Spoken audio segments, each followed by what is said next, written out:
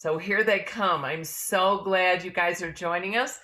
I am thrilled to be able to have Dr. Walter Thompson with us today. We're going to be looking at the ACSM guidelines because you know not the guidelines, the trends report that they do every single year. And you guys know this trends report appears in People Magazine, Wall Street Journal, New York Times, and worldwide it appears. And it leads us, we're in the fitness industry right now, and it tells our owners and our managers and our directors and our group fitness instructors, what do we want to teach, what's coming up, and where we want to go. So I contacted ACSM, and my friend Ann Gilbert actually talked to Walt because Ann's on TV, and she said, "Oh my God, Sarah, you have to contact him. He is lovely. He's so nice." And I was all nervous. He has actually put together the survey for the past 15 years. And I'm going to try to read this very long bio and see if I can do it. He's a certified program director, ACSM registered clinical exercise physiologist, formerly licensed clinical exercise physiologist in the state of Louisiana. He's given lectures in 24 different countries around the world. He serves on the Sports Science Committee of the International Paralympics Committee. I don't think people know this, but SCW and me personally, we're big donators. So that's kind of very much, we support that. Thank you for your support. Where he is charged with the coordination of the International Research Project at all the IPC sanctioned events. He's published over 100 research-based articles. I just got chills. And received over $20 million in funding for his various initiatives. Yeah, we're going to work on those initiatives. His current interest includes wellness coaching as a primary mechanism for behavioral change and the integration of sports and physical activity for people with disabilities. Because of his personal interest in at-risk kids living in the inner city, he serves, like in his free time, right? In the inner city, he serves as executive director of the After School All Stars Atlanta, a comprehensive after-school initiative for middle school-age children. Oh my God, I'm out of breath. Okay, so the first thing I'm going to do, is say, he got a haircut for us. This is apparently the first time, Dr. Thompson has put on a suit and tie since the pandemic. All right, so what I'm going to do is I am going to share a little video with you guys. So if you guys would watch this, it would be terrific here. Okay, let's get this enlarged and get this going for you guys.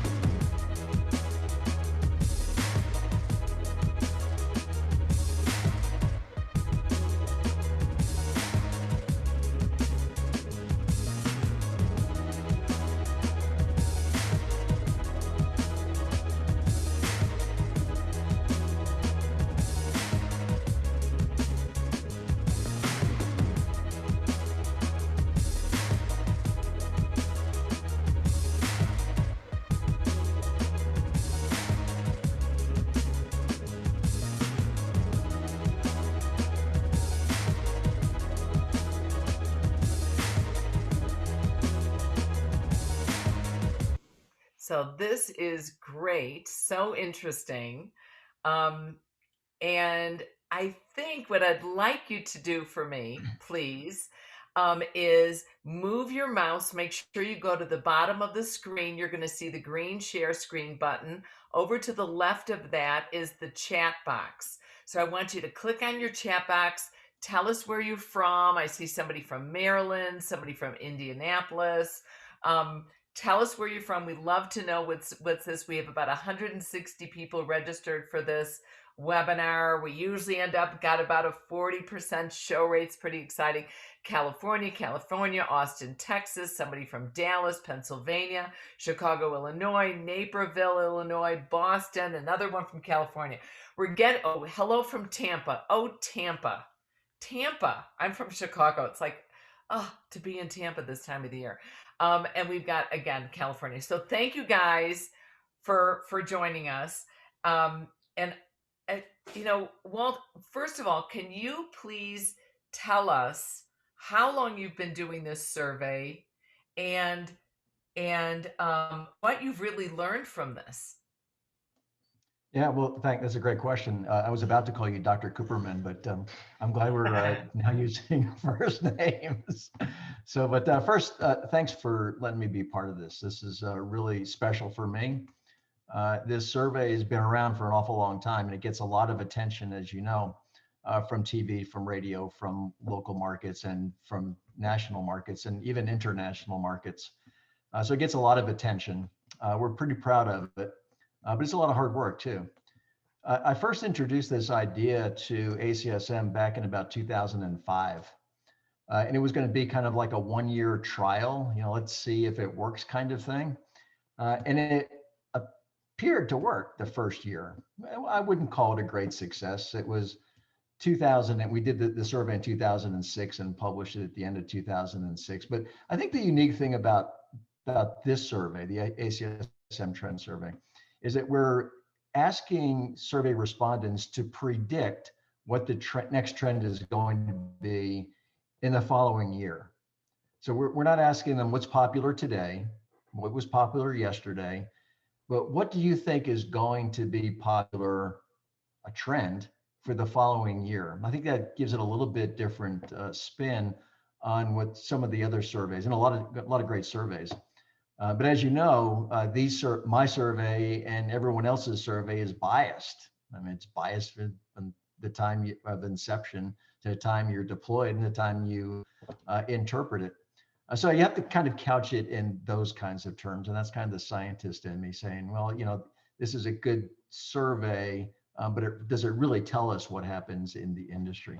The other thing I think what's important in our survey is that we try to make sure that we get all 4 sectors of the health fitness industry involved: the commercial, the for-profits, the community-based organizations like YMCAs and JCCs, corporate wellness programs, and medical fitness centers.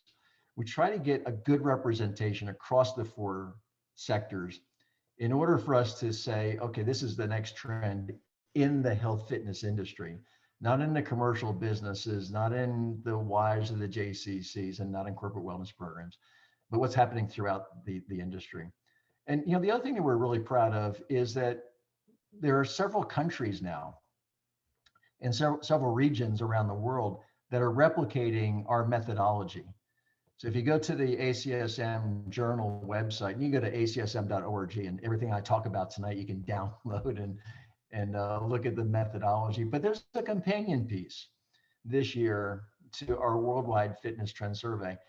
And it includes data from China, from Mexico, from Australia, from Germany, from Spain. We did not include Ukraine, but they did a survey. We'll include them next year. And in South America, Brazil, and Mexico. So we're kind of proud about that too, that people are replicating our methodology. And we're really proud of the fact that we put all of these countries and regions together and publish at the same time that we published our worldwide survey. I really like that. It's funny. I just downloaded it yesterday. And I really like that global survey, the article that was written. And just so everybody knows, we're going to put a link to the article in the recorded version. All of you will get an email tomorrow of this recording of this webinar, And what we'll include in there is some links, not only to the ACSM, the research, that I call you Walt. I don't call you doctor. Is that okay? Walt is what I want. Yes. Yeah, Walt is what you want. All right. Well, the guy put on Oh, a then I would tie. be You forced to never call you know. Dr. Cooperman if you call me Dr. Thompson. I'm So I'm not I'm doing going to make you say that in front of my boys, in front of my kids. it. Okay. Dr. Cooperman. Um, but but so we'll put the links to those. So don't worry about it. You guys will all get it. But what I think is interesting is I love that it's very broad based. Walt said that he sent it out to about 75,000 people and Right. got a huge response, like 4,500 people responded to the survey. So it's really significant. And it is broad because I do a lot of work with IRSA. IRSA doesn't really work with the not for profits, they work with the commercial and for profit facilities. So you look, some of the surveys tend to be skewed in that regard. And when we looked at this survey, one of the things that Walt and I started chatting about was it's really heavily, let's say, into the personal training market. 20% of them are personal trainers, and only, let's say, 4% of them were actually group fitness instructors. Yet when you look at the SCW, we're like 74% group X, 60% PT and owners, managers, and directors. So that's pretty interesting. You shared with us, Walt, something that I found fascinating. You shared with us that what is not in the study. Yeah, what's fascinating to me every year is to find out what's not trending positively versus what is trending positively. So, for example, we could talk about high intensity interval training, which was very popular in 2014. It's dropped to number 5 this year. It's kind of interesting to watch what happens in the top 10. But what I'm really interested in is what was trending early and what is not trending any longer in 2021. And one of the, I think, most disappointing things to me is back in 2007, when we first started reporting the survey results, and through the rest of the decade, up to about 2011, children and exercise was in the top 5. Commercial clubs, you can imagine community-based organizations, their focus is on the family. So that's what they're going to do. But what we were seeing back in 2007 to about 2011 is the focus by commercial clubs on children and exercise. You'll also remember that it was in the early 2000s when the federal government came out and said, hey, look, our kids are getting obese. We've got this huge obesity crisis among our kids. People reacted to that. The disappointing thing is over the last couple of years, it's dropped out of the top 10. And this year it dropped out of the top 20, which means to me that particularly commercial clubs, not community-based organizations, the Ys and the JCCs are still doing a great job with children and with families. But the disappointing thing is the commercial clubs, it appears as though they're not any longer paying attention to children. And you know what? We haven't solved the obesity problem with kids. It's still here, just getting worse. But I just wonder why commercial clubs are not, kind of refocusing on kids. And see, now, before we turned the camera on, before we started the webinar, I was talking to Walt, and I was saying, I think after this pandemic, because of the inactivity and the homeschooling, and I think the major exercise regime that kids get is with playing Game Boy and Xbox. I thought possibly the commercial clubs would come back. We have a sponsor that's going to be at our conferences. We do an award called the Michael Scott Scudder Scholarship. He was a wonderful gentleman in the fitness industry that supported us for years, and he passed away in 2018, excuse me. And so we do a charity.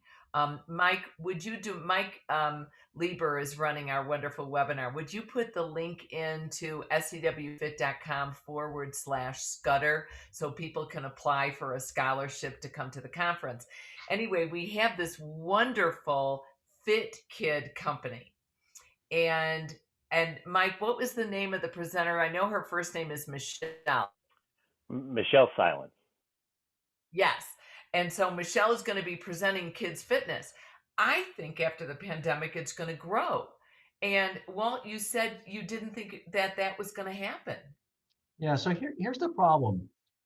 There's really two problems. One is that, and we tried to legislate physical activity in the state of Georgia, and I'm in Atlanta, and I'm always pushing physical activity with kids. I run an after-school program, and it's mandatory that our kids get 30 minutes of physical activity if they come to the after-school program. But what we tried to do is we tried to shoehorn in physical activity into the day. And we tried the Department of Education, Georgia Department of Education. It didn't work. It didn't go anywhere.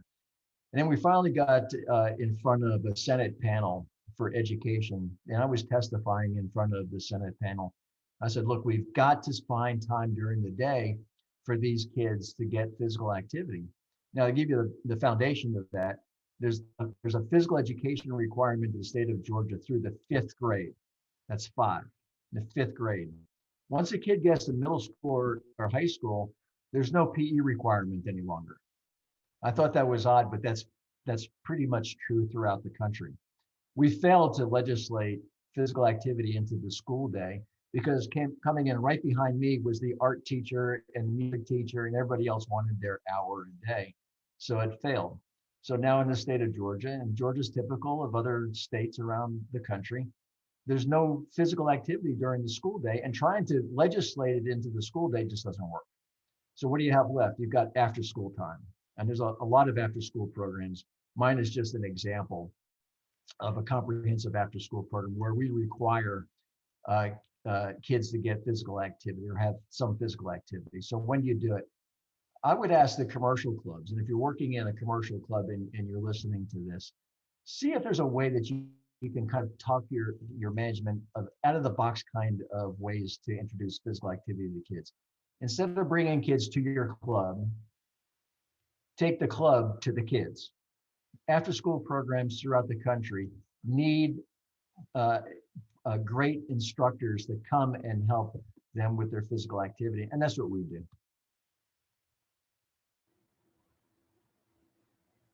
KidFit does have its own certification, which trains instructors to go into the schools. And Agnes actually said her club had a problem that they didn't have space to store the toys. And maybe it's just regular fitness equipment, bands, parachutes, things like that. So I thought that was real interesting. We did get a question in the chat box about aqua, why aquatics didn't make it into the top 10. Now, interestingly enough, it was in the 41 different trends that ACSM listed that people selected from. So it made the top 40. With SCW, it did make our top 20. So it made the top half. And we actually found it's similarly to ACSM. They sent it out to 75,000 people. We sent it out to 74,000 people. They got about 4,500 to respond. We had about 4,300 respond, which I found was really fascinating. But Aqua still didn't make the top 10 with us, even with all the Group X and having Aqua, and everywhere. But it did make the top 3 certifications for us. And I found that fascinating because with water exercise, because the CDC, the Center for Disease Control, has said that the pool chemicals have 6 times the strength to kill the coronavirus, aquatics has become very popular. So I think it was Jenny. So Jenny, don't give up on water. It's still going in there. What other things have resulted from this study? Like, I know we were talking about, I'm just going to say it. We were talking about spinning. Like, you used to have spinning right in there, top 10, and then what happened?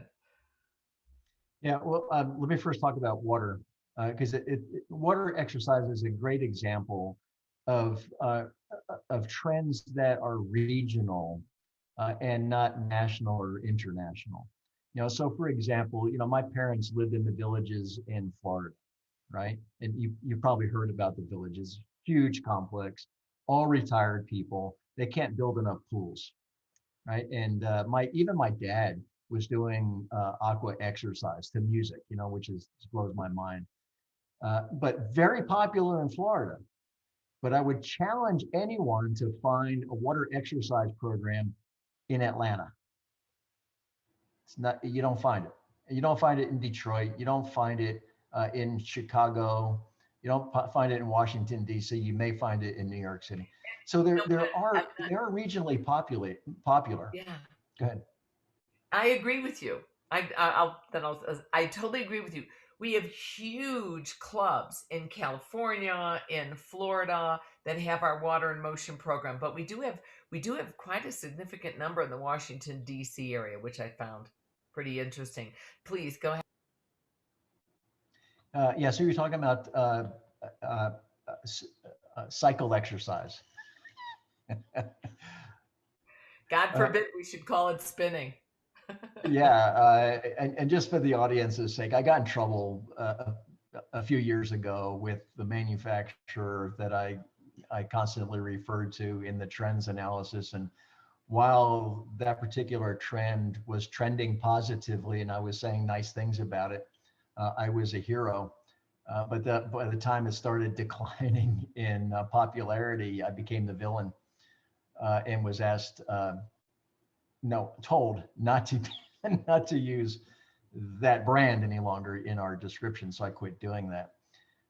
But that's a good example, Sarah, of an exercise program that was very popular. But then we started seeing it decline in popularity post 2007, 2008. And you well remember in 2008 was the great economic recession. It wasn't just in this country, but all over the world. So expensive delivery of programs like cycle exercise, you break a $1,000 bike and it's going to cost you $150 or $200 to fix it, right? So instead of fixing it when clubs weren't making a lot of money, they'd put that bike in the closet. And so the classes got smaller and classes were being replaced by other forms of exercise. And I might as well say this too, in 2008, 2009, that's when we first started seeing the popularity of body weight training.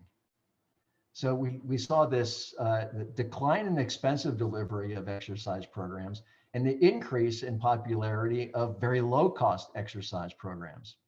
And we're still seeing body weight training, by the way, because commercial clubs in particular are brilliant in the way they package and repackage these things.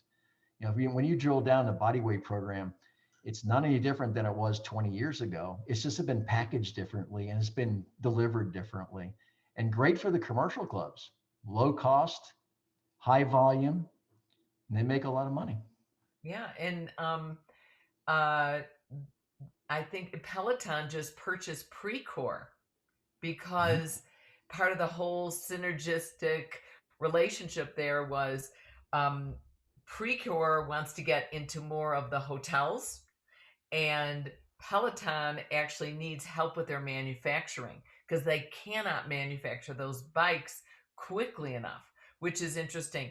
And number one in the ACSM trends is online training. Number two is virtual training. And this is probably because of the pandemic. And number three, just what you were talking about, body weight and outdoor activities. And then HIT training, of course, came right in there. HIT training's always been in the mix. I know for the past 10 years, past at least 10 years, it's been in the mix there. What is your, you talk to all these people in the industry. What are your thoughts on online training? Is it going to replace the gym experience? Is it going to be a hybrid? Where do you think we're going to go with that? Yeah, no, I don't think it's going to survive.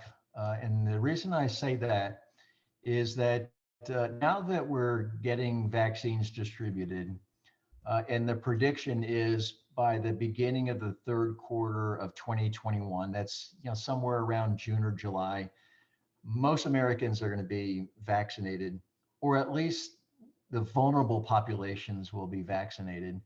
And look, there's basically three places where people go to meet other people, right?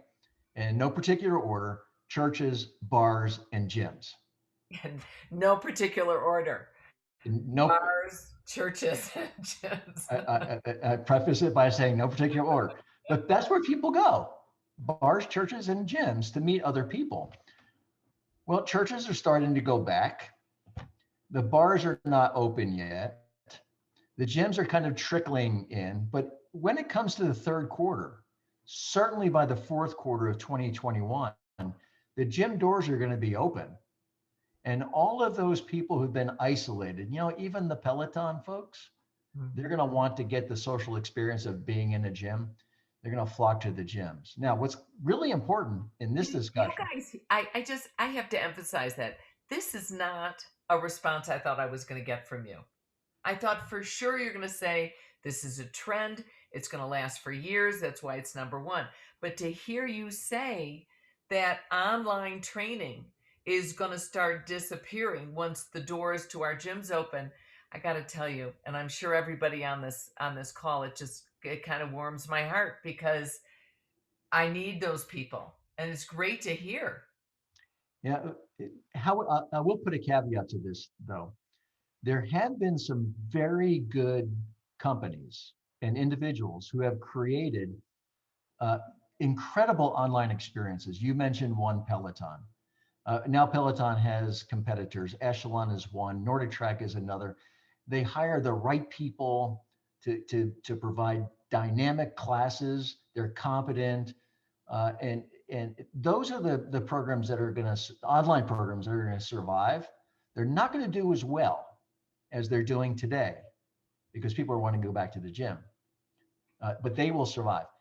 It's the smaller entrepreneur who's doing online classes, like sitting in my office here, and I say, hey, go Sarah, let's go a little bit faster. They're not going to survive because Sarah is going to want to go back to the gym because she wants to meet people, she wants to socialize with people who think and act the way that she does. And What? so I'm afraid that online training probably in 2022, I would be very surprised if it's in the top 10. Oh my God, I love this. So interesting. And virtual training, I always think of online training a little bit different than virtual training because online training is recorded. I can look at it whenever I want to. I can participate at, my comfort level and also in my convenience. When I look at virtual training, it's live streaming. It's a little bit more interactive and do you see the same thing happening with the virtual training, or do you see more of a hybrid emerging out of this? Because you've watched these trends for 15 years. Yeah, I feel a lot more positive about virtual training than I do online training because again, these great commercial clubs are going to take what they've done online and move it back into the gym. So you're going to see these. You may not have a live instructor, but I think you're going to have these huge classes, group classes, that are going to be looking at a 20-foot tall screen, and that's where you're going to see a projection. Now, it may be live, but it also may be recorded. So I feel better about virtual training than I do online training as a trend. Yeah, that's interesting. And right now, when I look at group training, and again, I look at the study. We both look at studies and look at this. Is it leaning more towards personal trainers? Is it leaning more towards Group X? Where is it going? The ACSM study has a lot of clinicians and a lot of personal trainers, but group training is still in there, number 17. And another trend that I see that's interesting is it's got exercise for weight loss, and it's phrased in that manner.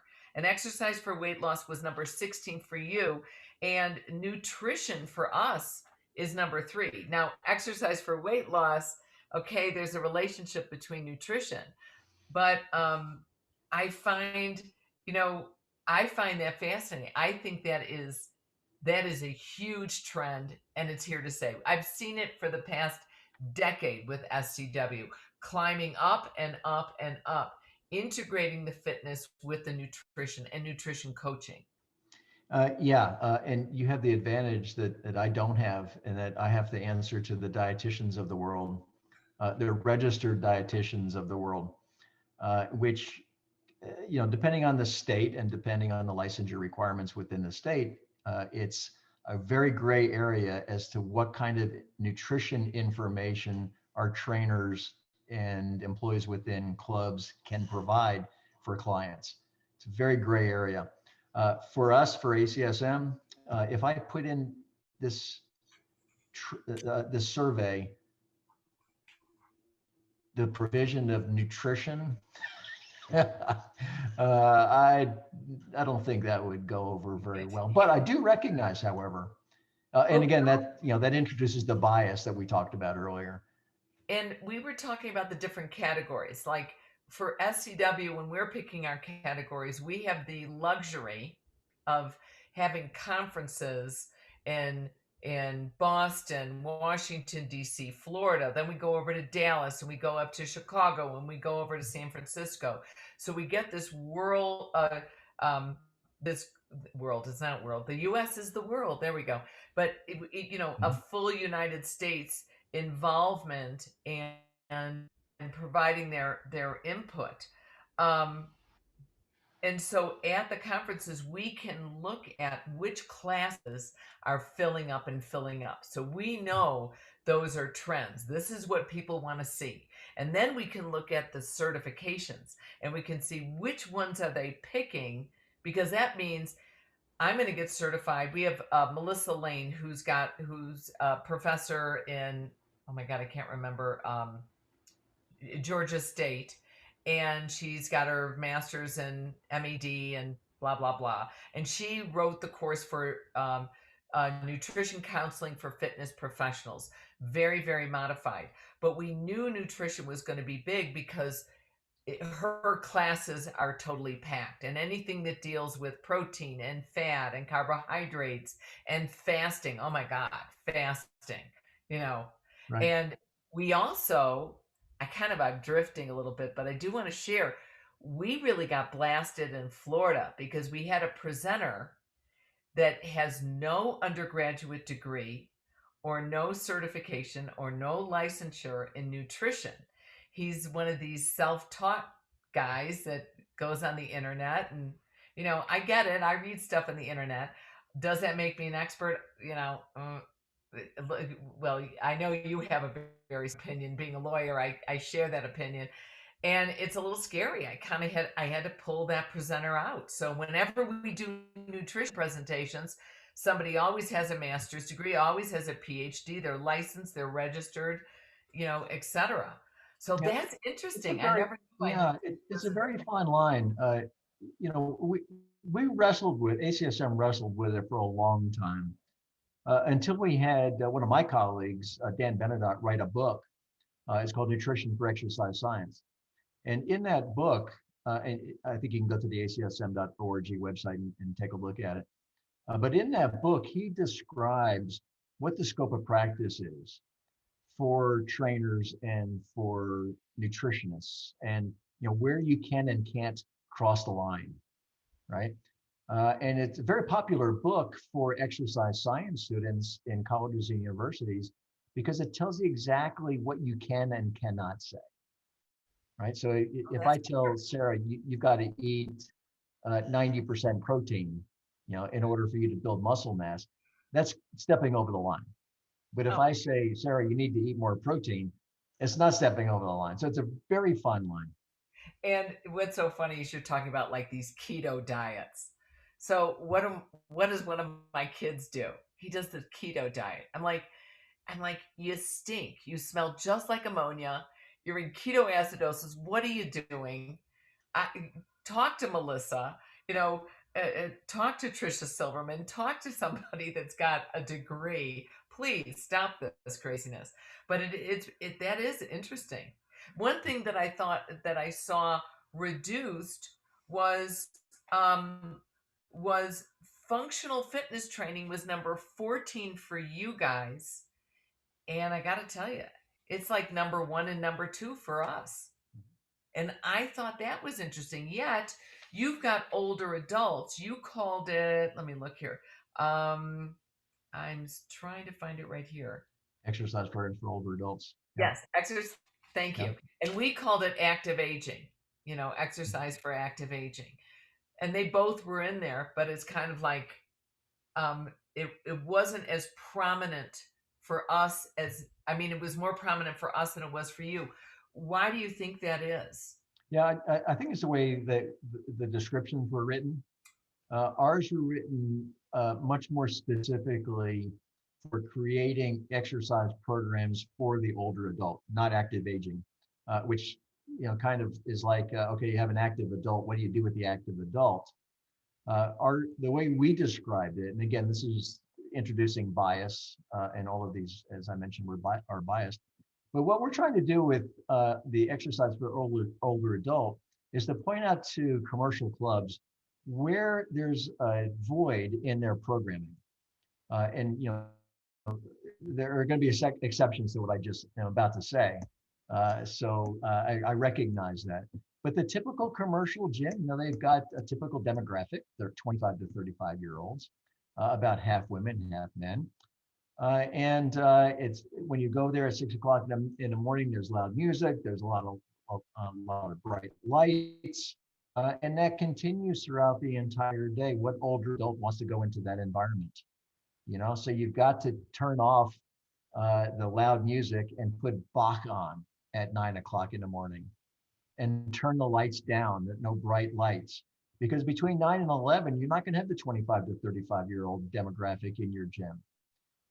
Most gyms call that the dead period. And they call it the dead period because nobody comes there.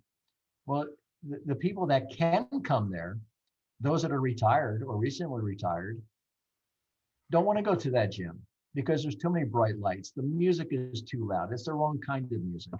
So what I suggest to commercial clubs especially is that the older adult has discretionary money. They want to spend it. They want to, and we have drummed into them since the 1990s that when you retire, we want you to, this is the baby boom generation, we want you to stay fit.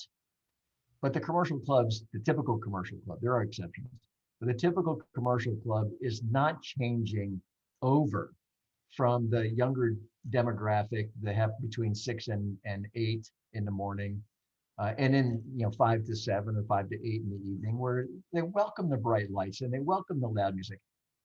The older adult doesn't want that. They want to hear Bach. They want to hear Beethoven. They want the lights down. They don't want people in their face. And the commercial gyms are just not doing that. Most of them. I'm not gonna say all of them, but most of them are not doing that. And maybe it's also the terminology. We called it active aging.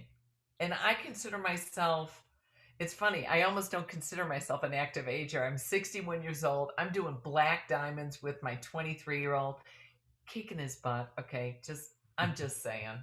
Um, and and and I almost don't want to consider myself, but I'm 61 years old. Maybe calling it um, older adult fitness versus active aging. That's why we're way up there as far as being number one and number two. Those the function and the active aging really kind of flip flop, and yours is number 9. And maybe we both, and I think SCW is going to do this. We're going to list older adult fitness, and we're also going to include active agers because that includes like even 40 plus. Sure. So maybe we'll put the age in there. I'm really thrilled. I'm going to share with you guys just a little bit that I was so impressed with the study.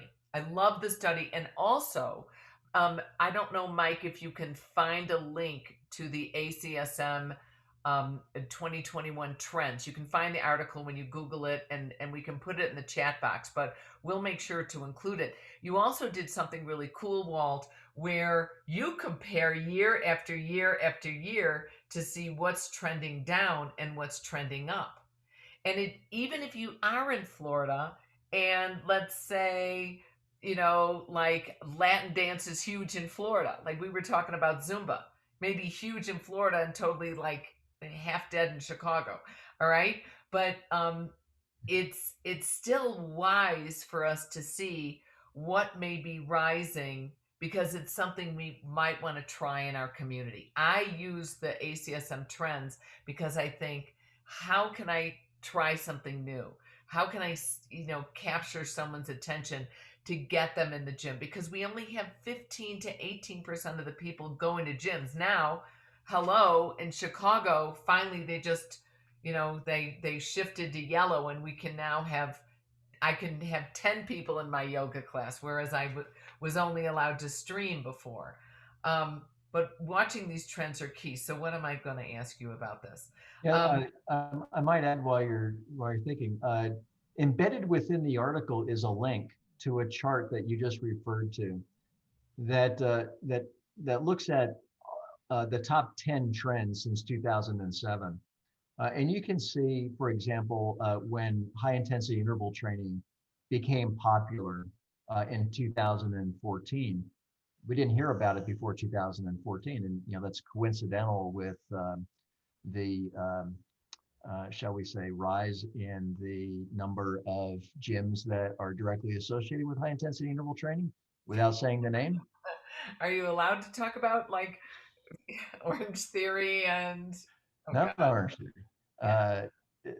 yeah. I'm talking about CrossFit. Oh, CrossFit. Okay. So when CrossFit was very popular in 2014, it became the number one trend. Everybody wanted to do high intensity interval training. Now it's number 5. And you'll be able to see that if you download this chart from within the body of the article. You'll be able to chart all these things, and you'll be able to chart, for example, the children exercise, which I'm still disappointed about. But you'll be able to see how it steadily and slowly declined in popularity to where it was completely out in 2021. And then you can see the rise in body weight training. You can see the rise and fall of outdoor activities, and we haven't talked too much about outdoor activities, but outdoor activities is a number 4 trend for 2021. I'll be very interested to see what happens with outdoor training. Outdoor activities in general. I'm hoping that it's going to stay. I'm hoping that that's one of those trends that'll stick. But if you go to Minneapolis at this time of the year, and Chicago and Detroit, recently, even as far south as Raleigh, North Carolina, where they had a bunch of snow yesterday, people don't want to exercise outside.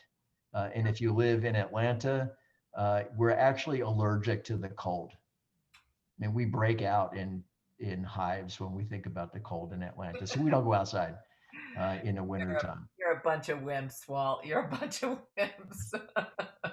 But I like that. I like your focus on outdoor activities.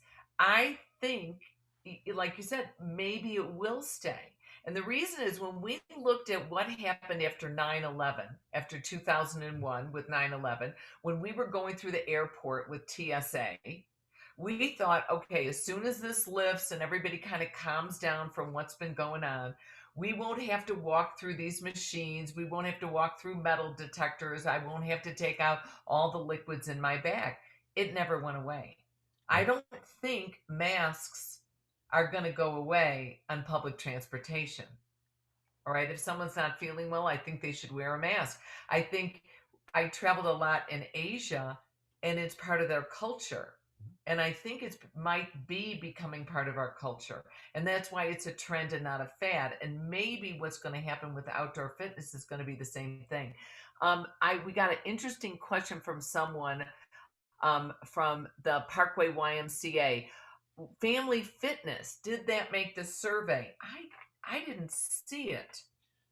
Do you know why it didn't make the survey? Yeah, we did not include it in our survey because it's too broad. It includes the mom, it includes the dad, and includes the family. How do you describe that? I suppose there's a way to describe that. My guess is that it wouldn't be in the top. It would not be in the top 20. Again, very popular in community-based organizations like YMCA's and JCCs because that's their audience. My guess is that commercial clubs are not going to pay attention to families, unless the family includes toddlers and they have a toddler care program. That's just a guess. It's just too broad of a category for us. I also noticed that licensure for fitness professionals was number 19, and I didn't see certifications on there. Oh, employing certified fitness professionals was number 13. And I've seen that go down and down and down year after year. And what do you think is the the impetus for that? Yeah, so there's a couple of reasons for that. One is that licensure is a state issue. It's not a federal issue. You know, a lot of people think that it's the federal government is going to come in and say, you know, all of a sudden all personal trainers and group exercise instructors have to be licensed. That's not the way it works. Every state, states control licensure. And there have been licensure bills introduced in multiple states over the last decade, and all of them have failed. And they failed for various reasons, mostly because we've been in a deregulatory kind of environment. No one wants any more regulation of any industry at all. But I should tell you, Sarah, that the guy that cut my hair on today's Thursday, on Tuesday, I mean, he's been cutting hair for 30 years. He has to have a license, right? But the personal trainer, and I have a barbell, and I've got 200 pounds on this barbell, and it's above my face. That guy doesn't have to be licensed. Yes, That's another bias of mine, by the way. I'm pretty passionate about it. But I think that's why I think that's why the licensure issue is declining in popularity, because we haven't been successful in any state. The educated and certified trainer is really intriguing. I'm hoping that it's just a hiccup, because you and I talked about this before too. I do a lot of expert witness testimony and personal injury and wrongful death cases in gyms. And I'm telling attorneys, I can't take any more work, and it's going to take insurance companies. It's going to take commercial clubs in particular, because they're the ones that violate this the most. Going to be more and more personal injury cases that are settled in favor of the client who is injured or dies. And before commercial clubs are going to turn around and say, hey, I got to hire the right people. Right. And it's the insurance companies. The insurance companies cut breaks a lot of times for the facility that requires certification. And one of the things I think that was almost a negative impact on that was Zumba. Everybody thinks, oh, I'm Zumba certified. No, you're not certified. It's called a Zumba training. There is no exam. There's no, you don't have to take a test. You don't even have to mambo in front of a board. You just go, you take it for a day, get trained, and then it's called a training. It's not even certified. But it reached so many people. It got so many people off the couch. All shapes, all sizes, all ages. So it does a good thing. It does a body good, whatever. It's really good. I am very sad because we're out of time. And I've enjoyed this so much. And I'm telling you, everybody on this call, what I want you to remember is SCW is, we are getting involved, and we are going to, when they do the survey for 2022, which is going to come out at the end of this year, you better fill it out, because we got to speak. You got to hear from the Group X people what we think the trends are going to be. And Walt, it was an absolute pleasure. Mike Lieber, you did an amazing job running this webinar. Stay here, you guys. I'm going to show you a short, very fast video here that we started with, and that we will be able to end with.